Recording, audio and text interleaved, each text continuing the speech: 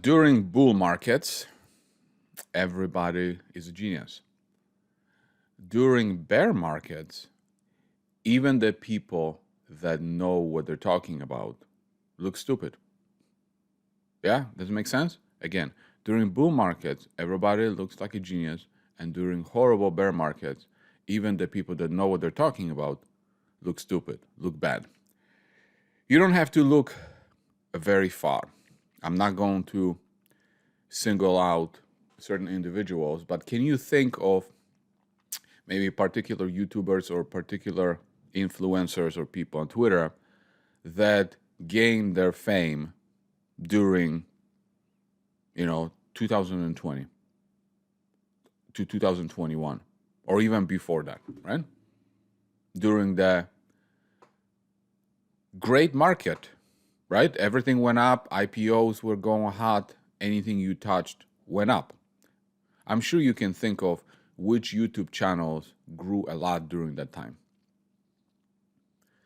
And now we are in a situation where the market in general, other than, the big seven are doing well. Outside of the big seven, they're not doing so well. But the micro cap space, the small cap space, have been absolutely decimated mostly because of the liquidity, right? I talked about in the other video that the volume on Canadian Stock Exchange is down like almost 90%. It's similar to TSX Venture. So if that's the case, then most of the companies that trade there, like they're gonna go down, right? And now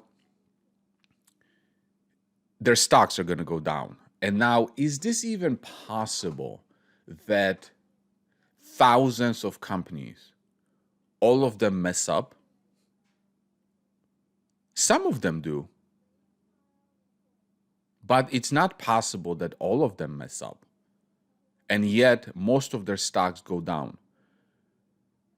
So that's the really underlying reason why they go down. So during the time, if you are investors in those companies, it almost doesn't matter what they do, they're going to get hammered.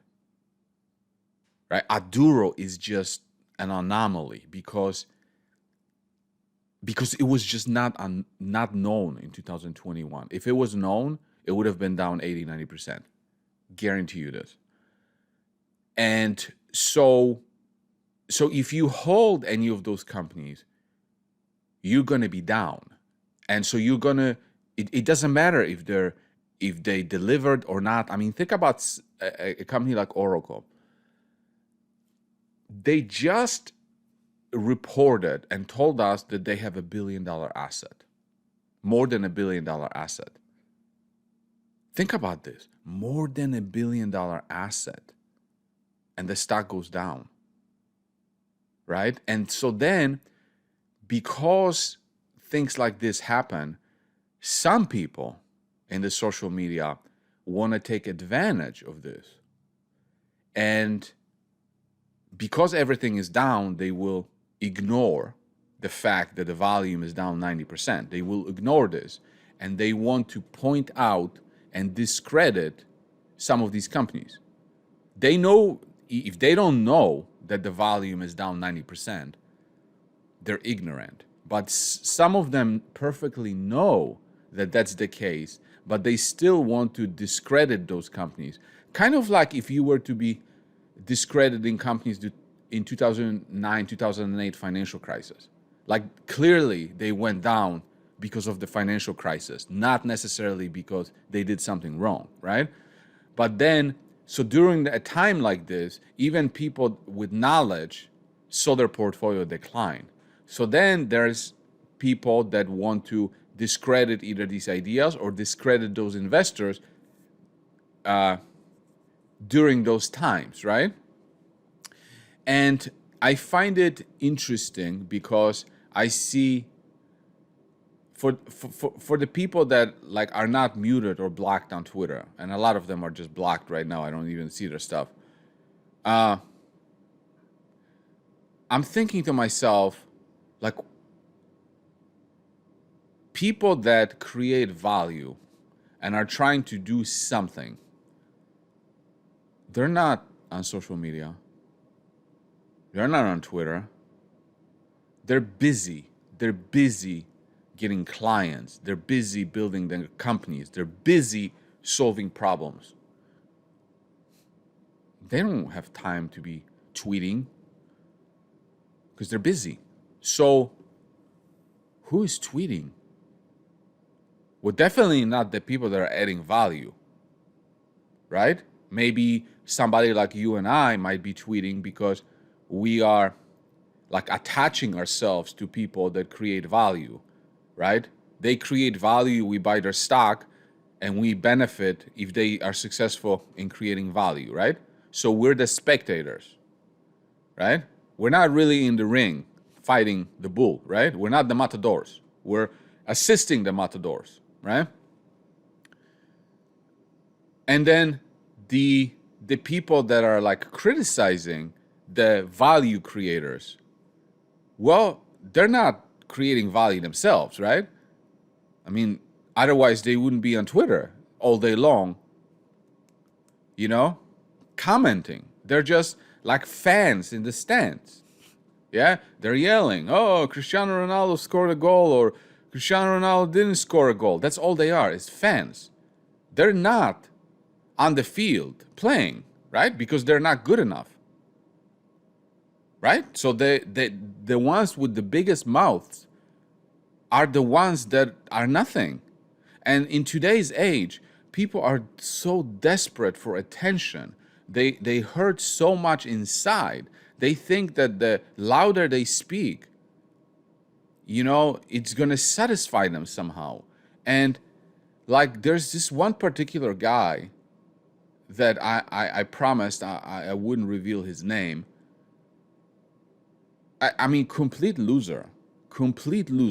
I know that he's a complete loser. And yet, on Twitter, he's trying to portray that he's this expert on this particular industry.